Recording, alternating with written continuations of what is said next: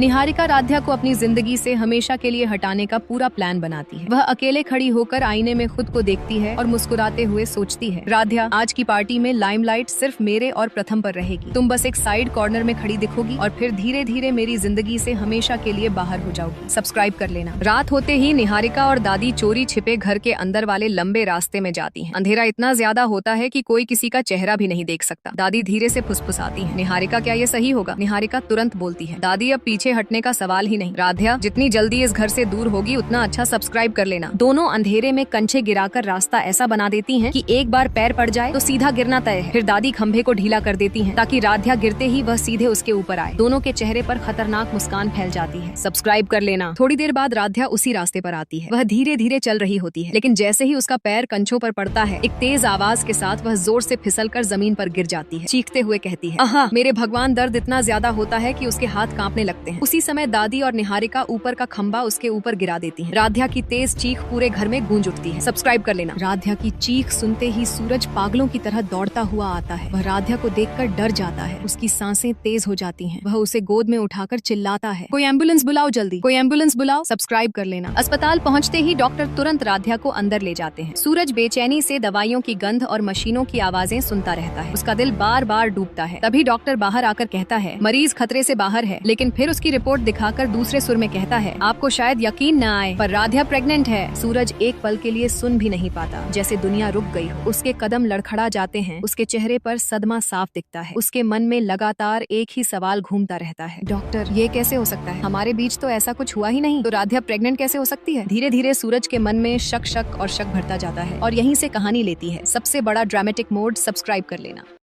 मैं गर्व से कहती हूँ कि मैं उस पिता की संतान हूँ जिसने कभी तकदीर से नहीं, मेहनत से जीतना सिखाया है और हालातों के आगे कभी झुकना नहीं सिखाया।